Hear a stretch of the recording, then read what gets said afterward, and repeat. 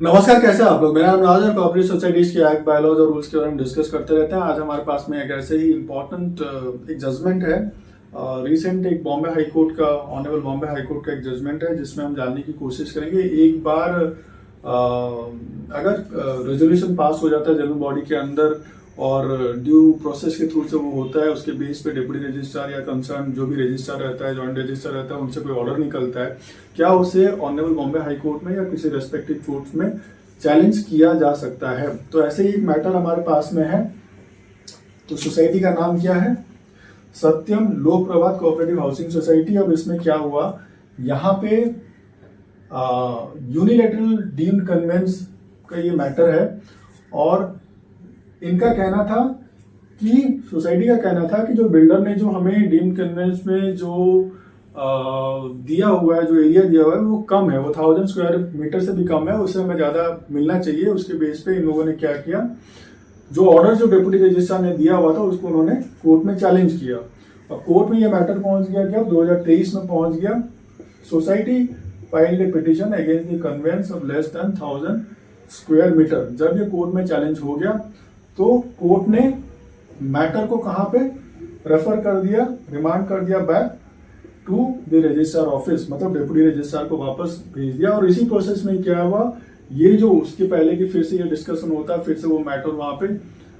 उस पर कोई जजमेंट होता, तो वहां पे सोसाइटी मैनेजिंग कमेटी ने क्या किया, बिल्डर या प्रमोटर के साथ में बैठ के वहां पे फर्दर डिस्कशन किया, फर्दर मांडवली किया, फर्दर नेगोशिएशन किया। और बिल्डर क्या करता है, प्रमोटर क्या करता है, ये जो 1000 स्क्वायर मीटर से कम की बात जो हो रही थी,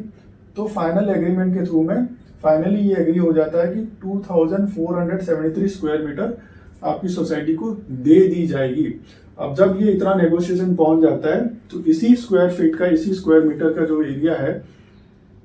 ये जनरल बॉडी के अंदर लिया जाता है, जहां पे जनरल बॉडी पास करती है रेजोल्यूशन कि ठीक है, ये इतना एरिया हम बिल्डर प्रमोटर से ले लेंगे। और उसके हिसाब से डिप्टी रजिस्ट्रार बेस्ड ऑन 2018 का जो जीआर है, जो डीम्ड कन्वेंस के बारे में बोलता है, जो प्रोसेस के बारे में बोलता है, जो मैथमेटिकल जो कैलकुलेशन के बारे में बोलता है, ठीक है, ये सारी चीजों के बारे में जब ये बोलता है उसके बेस पे, ठीक है, और मोफा को फॉलो उसने किया हुआ है, 2018 का जीआर उसने फॉलो किया हुआ है, प्लस जो जनरल बॉडी का जो रेजोल्यूशन है उसको फॉलो करते हुए ऑर्डर पास कर देते हैं डिप्टी रजिस्ट्रार साहब कि ठीक है, अब आपका ये डीम्ड कन्वेंस हो गया और आपको इतना एरिया, कितना, 2473 स्क्वायर मीटर आपके सोसाइटी को अभी मिल जाता है, जो पहले 1000 स्क्वायर मीटर से कम था। अब इसी मैटर को लेके, ठीक है,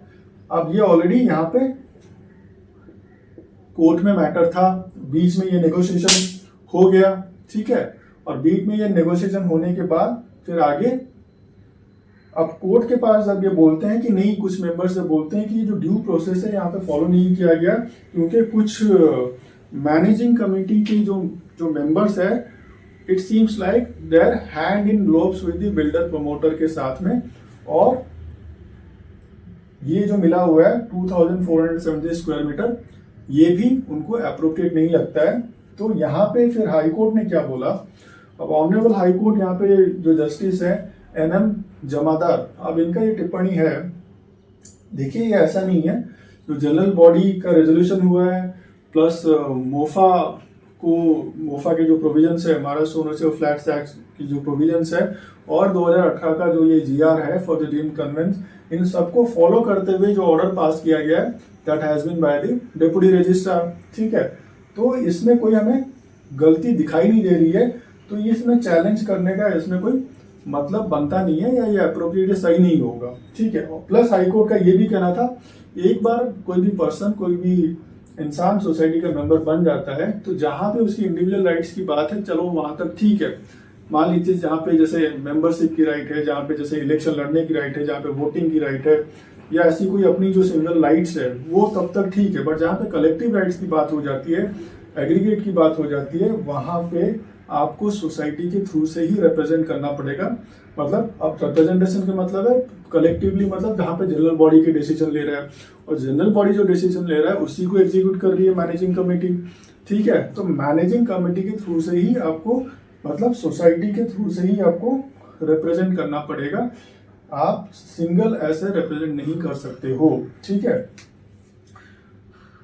Once a person becomes a member of the cooperative society, he loses his individuality, ठीक है, in the society, and he has no individual rights except those given to him by the statute and the bylaws। मतलब जहाँ पे जैसे हमने बात की membership की, वोटिंग की, एक्सेट्रा, ठीक है। he must and speak through the society। society means society managing committee and the general body, or the society act alone can speak, act for him for rights or duties of the society as a body। तो यहाँ पे honourable Bombay high court ने वो decision को सही माना, deputy registrar को decision को सही माना, उसके ऑर्डर को सही माना, जहाँ पे उन्होंने डीम कन्वेंस करके दिया, और ये 2473 स्क्वायर मीटर का ये जो डीम कन्वेंस करके दिया, जो पहले 1000 स्क्वायर मीटर से कम था। और ये जो मेंबर जो थे, उनका जो कहना था कि ऐसे हैंड इन ग्लोव्स है, इनके 60 गार्ड्स है, इनके जो भी सेटलमेंट करके ये ऐसा बना हुआ है, तो इसको चैलेंज किया जा सकता है, तो इसको खारिज किया। तो इससे आप जान सकते हो कि जनरल बॉडी की रेजोल्यूशन जो है कितनी इंपॉर्टेंट है। अगर ड्यू प्रोसेस आप फॉलो करते हो, एक्ट को फॉलो करते हो, कोई जीआर को फॉलो करते हो, तो कोर्ट में भी जाओगे तो फिर ऐसी चीजें चैलेंज करना मुश्किल हो जाएगी और जजमेंट आपके फेवर में शायद नहीं आए। तो ऐसे कोऑपरेटिव सोसाइटीज के एक्ट, बायलॉज और रूल्स को जानने के लिए, अलग अलग प्रोविजंस को जानने के लिए आप हमारे साथ में जुड़े रहिए। आप सबका बहुत सारा धन्यवाद।